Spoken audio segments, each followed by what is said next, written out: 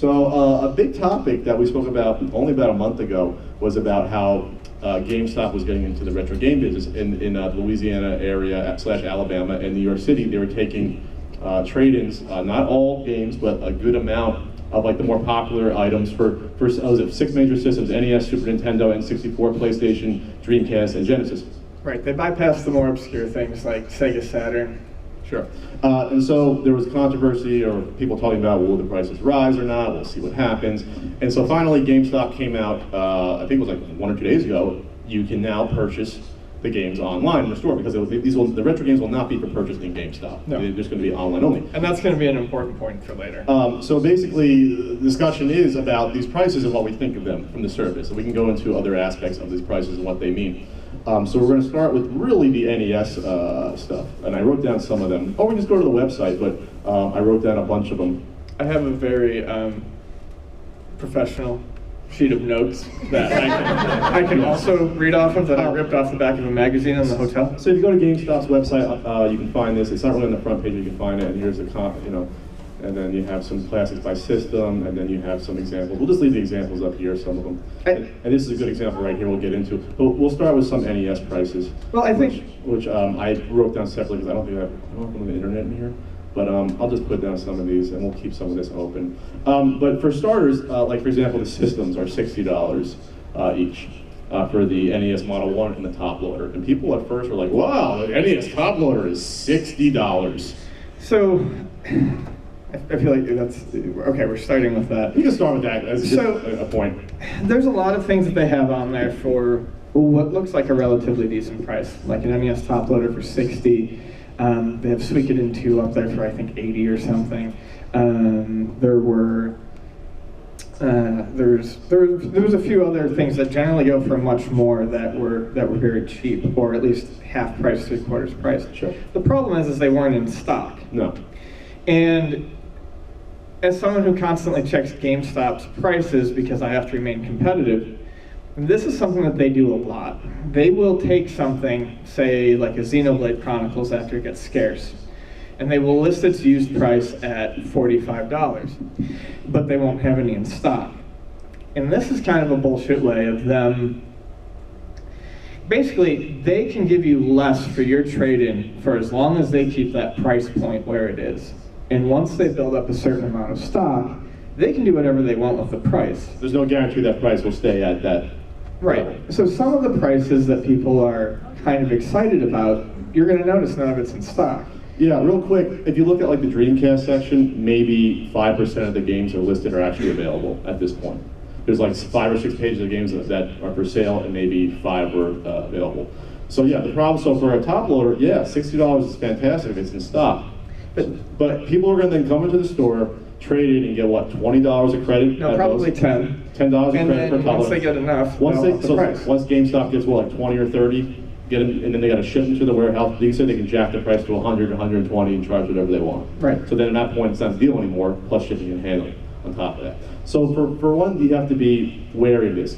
Power glove with sensor, $40 with sensor. That's a decent deal at this point. Yeah, it would be. Not available in stock. So if you come in, they'll give you for what for credit in cash? 10. 5 to 10. Yeah, probably about that. And then they'll jack the price to double that, potentially $90, whatever, and that's what they'll sell it for because they got to make their money. Basic statement here is that the current prices that are listed on GameStop's website, for a lot of it, I don't think it's going to stay that way forever. I don't think these are permanent prices. I think these are prices to make them look good, to entice you to trade in, and then things are going to get more expensive later. Yeah, we'll go through some of the NES ones. The NES ones were kind of all over the map. There were some that, for example, Super Nintendo, we thought for the most part were on target. Okay, we had the Ecto 1 blow up here. I mean, in general, a lot of the prices were average retail or a bit more expensive. But it's an online store, and you can't see the condition of what they're selling. We'll get into that for the Genesis, because that's when it makes a difference. Yes. But it does for the NES as well. So let's just start with some of the NES stuff. We'll just rifle through these. Castlevania for $25 for the first one. We thought that was high. Right.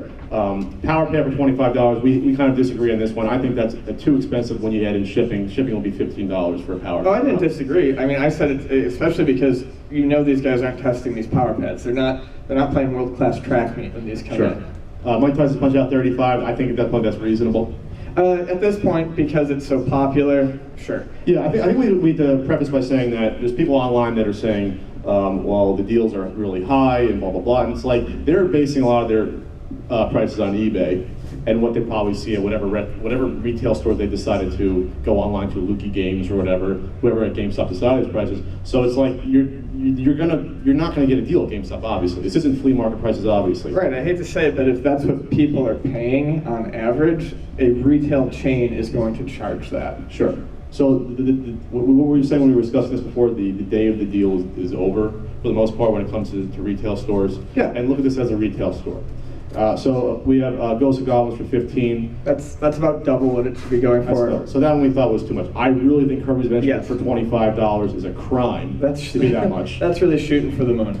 So you can tell that GameStop is looking at first-party titles and maybe jacking them a little bit, or recognizable properties, which we'll get into in Super Nintendo in a bit. Batman for 15, I think, is high. That's a $5 game. That's one of the most common third-party NES games. Double Dragon for 20, I thought was high, a little bit. Sure. Kid Icarus for 25. You think that's all right? That's $5 over, probably average. The Mega Mans were interesting, right? Mega Man 3 for 30 and Mega Man 2 for 35. The problem with Mega Man is it's constantly rising, so you can never really say one way or another, but those prices didn't seem too far off the mark. Paperboy for 18, I think, is probably double what it should be at. And same for Yoshi, I put down to double. Yoshi for $10 seems high. Yeah, 'cause it's one of the worst games ever made, and it should go for $3. And then the last few we'll talk about just because it crystallizes a few of our points here. $15 for Pac-Man. Which version are you getting for Pac-Man? Are you getting Namco or are you getting Tengen? And the price difference is massive. Well, not massive, but It's double. Yes. It's more than double. So basically there's 3 versions of Pac-Man. The website shows the Namco version, licensed Namco version, which is the hardest to find one. That's like $25 you're gonna pay, 20 to 25. The Tengen ones, which is 2 versions, they're both common for the most part. 6, 10. 6 to 10 at most for the gray or black version. So when you're spending $15 through GameStop, which version are you getting? And I will guarantee you that the first one that go out the door will not be the Namco version. They'll be the easier, more common Tengen versions. Right. And that's an issue. That's an issue because then you can go back and say, well, the website doesn't show that one, but they'll say, oh, it's Pac-Man, it's the same Pac-Man. So for $15, they're charging more, and they might be snookering some people thinking they're getting the uncommon version. But they're not getting it. They're not going to get the uncommon version. GameStop is still very unaware that things like variance and condition mean something. I mean, even as far back as the guy saying that, oh, if we have a boxed one, we're just going to send it out. They don't understand the market in any way whatsoever. And then, so be careful on variants like that. And then Bart vs. Space Mutants for $13 to me was kind of a head scratcher. That's like a $5 game, at least. I mean, when I sell it, and it has to be based on brand recognition. Yes, so that's one that the GameStop goes, well, people like The Simpsons. It's still on TV. Bart kid. We'll just arbitrarily do $13, and I don't think I saw any other game really for that price. And then finally, Temple Super Bowl for $30 is like double at least. I'm gonna be honest. We charge $25 for it, and I think that's high because it's a super popular game, and to go $5 over that is insane. I think on eBay you probably get it for 15 or yes, less. You can. And that's them saying we know this game is probably popular. They do tournaments still. Let's just price whatever we want on it, and that's what they're doing. So that's the NES, and the NES is actually the safest because for the most part, when you buy an NES game online, you're not expecting the box or manual. No, you're just going to get a loose. And condition, I mean, you can have some condition differences. For the most part, those NES labels are sturdier than other cartridge labels, more than Super Nintendo and Genesis, I'd say. A little bit. It's a little bit. But let's get into the problem with something like the Sega Genesis, where having the case is a lot of the value. Well, I do want to touch on this. That is something that has become more of an issue just in the past year or two. Years ago, the case did not affect the value, really at all. Loose games, case games, they sold for the same. Currently at Luna, case games and loose games, unless it's something really rare or popular, still go for the same. But we are entering a market for the Genesis where complete and loose are starting to go for drastically different prices. Sure. And it's like 50-50. And if you have no guarantee that GameStop is going to give you the case with the game, a lot of these prices are absolutely stupid. Yeah, so let's a good example is one that we saw that Castlevania Bloodlines for $40. It's probably going to be card only. Right. And at card only, that's 30. What I mean, is that what it should be? 40? I mean, I don't. 30 to 40. I would say 30. So if you look at it thinking, wow, I'm going to get the manual in case, you won't. So, but if it was the case, it'd be a good deal. But Sure. because ones with the cases are probably 60 to 80, you know, in that range. So we're talking about almost double what it is cartridge only. So people that are out there saying, oh, this is a great deal that goes on eBay, they're $80, don't realize that you're not going to get the case when you buy it Right. from GameStop. They're ignorant of how this stuff works. And actually, Bloodline manuals tend to be shit. So, or labels tend to be garbage. So you you can't, could get a really beat so- version of Bloodlines for 40 So bucks. if you think Castlevania Bloodlines for $40 is great, you're a moron just because you don't know the label type that you're getting. You're and taking my attitude. and you don't know the case is going to be included in the manual, which could double the price. Right. So, okay. And then Hyperstone Heist, another sort of one where $50 for cartridge only, that's about probably, is that too much? I mean, it's going up there, but I'd say it's 40. But in the case of the manual, it would be like 90, right? Or A 80. lot, right. And a lot of these prices I'm noticing are like a solid 5 to 10 over what retail should be. Sure. And that's going to be an even bigger problem, but we'll touch on that later. And then you go down the list a little more. I only have one page. Shinobi 3 for 13. I mean, I guess. it's like a lot of these are like almost like they looked at the average eBay price or video game price charts. And then we'll go to Super Nintendo. Super Nintendo, I think, was on the mark for the most part, but there's some that were a little bit strange. Power Rangers for $15 could be another thing. We're like, oh, we think the property is popular. We're going to charge more. Right, it's You know hot what I mean? right now. It's sort of like that sort of weird thing. I look at the system on the page. Unavailable. $60 for a Super Nintendo if it has everything. That's actually about right for retail. Unavailable though. Yes. So this could be a trade-in sort of thing again. And I've seen a lot of shops, so there's a chain in San Diego called, well, in Japan and all of the West Coast called Book Off, and it's an import bookstore. And I mean, those places have already started charging 100, 130 for Super Nintendos, which is fucking out of control. But that's, you see, you look at something that says 60 and that seems right, but out of stock. You don't know what they're going to charge for it once they get Sure. a fair amount in. You could see that rise to 100, especially if it becomes a popular seller for them. By the way, I saw a $45 clean, non-yellow Super Nintendo here. I'll be surprised if it's still there after an hour. It's probably bought already. Well, yeah, That's I where mean, we're a at. convention like Yeah. here is where you're going to find something decent. So Power Rangers 15, that's overpriced to me. Return of the Jedi for 15 is overpriced. Which one? Return of the Jedi, it's a little bit overpriced. Yep. All those Star Wars games are like 8 to 10. Another one of those where it's like it's a property. Then Bart's Nightmare for 25. Now this is an uncommon game. It's not. You can't. They're not very common. But it's like Rollerblade Racer on the NES. It's no good, it's uncommon, and it doesn't sell for more than 10. Bart's Nightmare is decent, it's not great, but that should be a $15 game all day long. Mortal Kombat for 18. That's sort of That's insane. That's- No blood, a bullshit version of the game, and but to make it even weirder, Mortal Kombat 2, which is a very decent arcade port on the Super Nintendo, is selling for 15. So the better game is less expensive than the absolutely garbage original. It's almost like they thought it was the Genesis version, where it's like, okay, people might want that more. ABACABB. It's just random words to me. It's a blood code. I know it's a blood code, but the graphics are like Atari on Genesis for that version. They're very tiny. Chrono Trigger for $90. So some people were bitching about this, but No, that's about right. if you follow Chrono Trigger's price history, that's where it's sort of been. Yeah, I have to make a statement here with that too. We all want deals, but the popular games are just raising in price. At some point, you have to stop yearning for the days of old because that's not where we're at anymore. Especially for a game like Chrono Trigger. Right. If you go to a flea market, if you see it for $60, like, oh, that's a deal now. You can get it for 80. I mean, you can get it for 70. Sure. But 90 is not really That's far not out as of the ballpark. that's not as heinous to us versus charging 25 for Bart's Nightmare, Right. because that's like a 400% increase in value. And I think people who are buying Chrono Trigger are probably expecting that. Illusion of Gaia 30. That's double what it That's should go for. So again, but a lot of these Super Nintendo ones we didn't talk about, what we thought were right on, they checked eBay, and that's what it's at. Yeah. Go to N64 real quick. N64 was the system I believe that we were pretty much N64 was across the like, board accurate. okay, if they have them, which they looks like they have a bunch of them, 50 for Harvest 64, 20 for Duke Nukem. For the most part, though, I didn't write down a lot of. I wrote down No Mercy for 15 because I thought that was really expensive. It is. It should be like 5. Because people know it's like, oh, it's an awesome wrestling game. People like it, so maybe we'll just charge 15 for it. Wrestling's big again. I mean, kind of GameStop / Funkoland used to kind of do that with some of the popular ones that maybe you could still find, but like, oh, we know people like this. Because even Mike Tyson's Punch Out 15 years ago was like a $15, $12 game at like Funkoland. Right. You know, in the early 2000s. But they were selling off most of the NES stuff for 25 cents. Yeah, it wasn't. It was still expensive for that. PlayStation had the biggest selection. Just real quick though, they had Mega Man Legends 2 for $70, not in stock. Right, that was another big one. I mean, that is on, I mean, if you look at retail average, even auction, true auction price, we're talking about minimum of 100.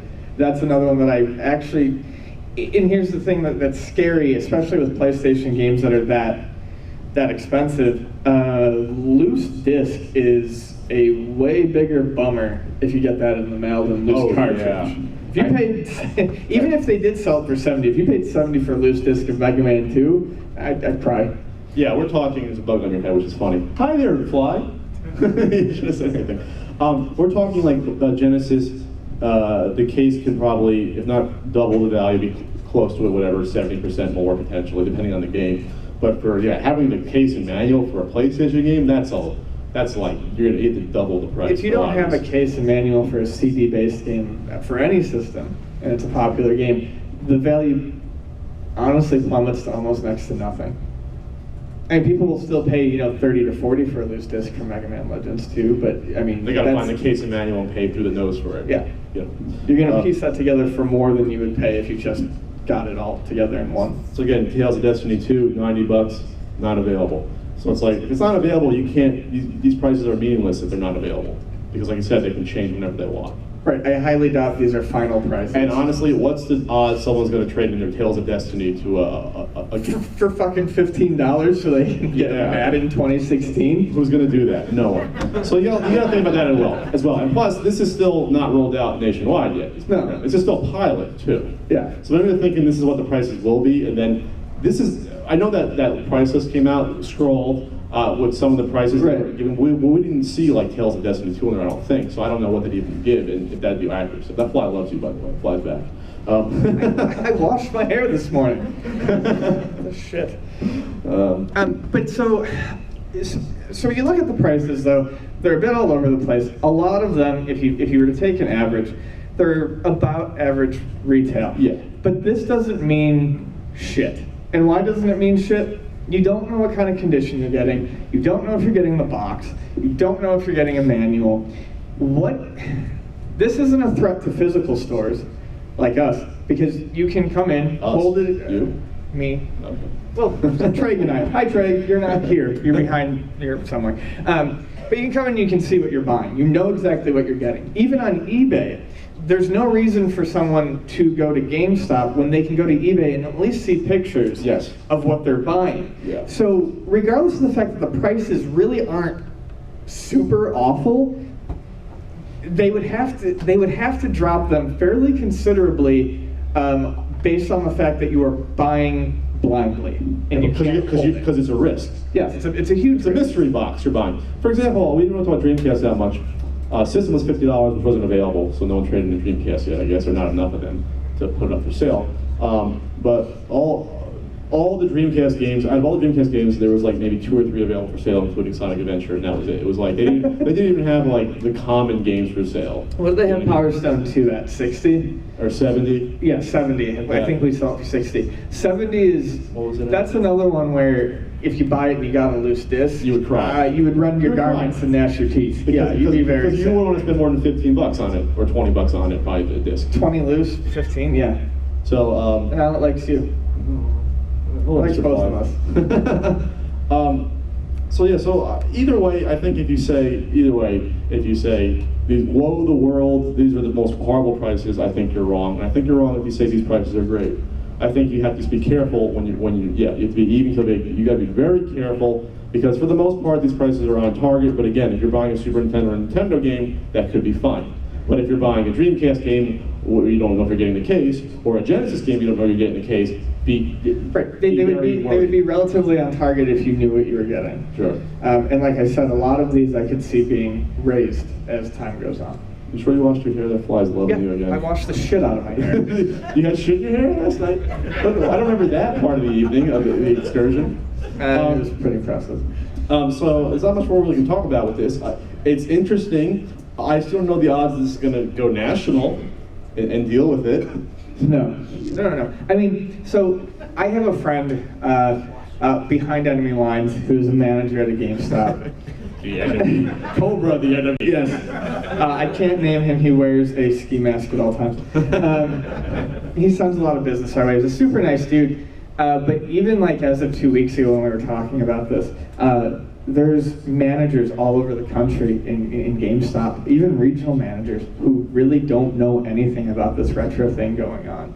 They have no idea. Which is, yeah. So there isn't even a memo that's been passed down the line to tell people about this, tell the other shows about this retro program. To me, that doesn't instill a lot of confidence in this progressing, especially when, like on certain systems, half your freaking stock isn't available. Not even half. Like I said, on Dreamcast, it was like maybe 5% of the game. Oh, I know. When we ran it down, it was like everything was not there. No one traded them. You got Zombie Revenge and Sonic the Hedgehog, and there wasn't even a freaking Virtua Tennis. No, there wasn't a Virtua Tennis. I think everyone owned 2 Virtua Tennises. Everyone had 2 at of least them. 2. Dreamcast. You just woke up and you found it. Yeah, they packed it in. They didn't realize that they were just stuck in the system. Yeah. Sega said, let's throw a Virtua Tennis in there. Throw a couple. People love playing as Jimmy Connors. It was a good tennis. Is Jimmy Connors in there? I don't know if Jimmy Connors was in there. We had a Jimmy Connors conversation. Can you let Jimmy Connors go? Does anyone remember Jimmy Connors and T. Sampras? No, anyway. We talked a lot about men's tennis last night. I don't know why we did that. Neither do I. We were watching an 8-year-old Rafael Nadal versus a Roger Federer match. We just started reminiscing about the glory days of U.S. men's tennis in the early 90s. Glory days of tennis that I didn't pay attention to. Hey, I played street tennis, so I had to keep on top of that. Street tennis. You're fucking hard as hell. The asphalt was, yes. Diving for those balls. Oh, yeah. So we have the Dreamcast stuff here. None available. PlayStation. None available for the most part. And then you have the cartridges. So it's not going to take off. Don't worry, people. It's not going to kill prices. It's going to be a failed experiment, I believe, from GameStop. I don't think it's anything to worry about. It's not going to do anything. Because it's just going to sit there until they go, nope, and pull the plug on. Because retro gamers aren't shopping. They're not going to go to GameStop to buy them. Retro game collectors and gamers. And then plus, if you're going to GameStop to buy Arkham Knight, you're not going to say, "Oh, I'm going to buy a Dreamcast game." Right. That's not the audience. That's not going to be your impulse purchase on the way out. Oh, I need a power pad and a VMU. Mm-hmm. I'm going to go on GameStop.com while I'm buying. I'd like Assassin's Creed 34 and a copy of Kickle Cubicle, please. Oh yes, Kickle wasn't even listed. I have one for sale though in box. I have diverse tastes. Yes.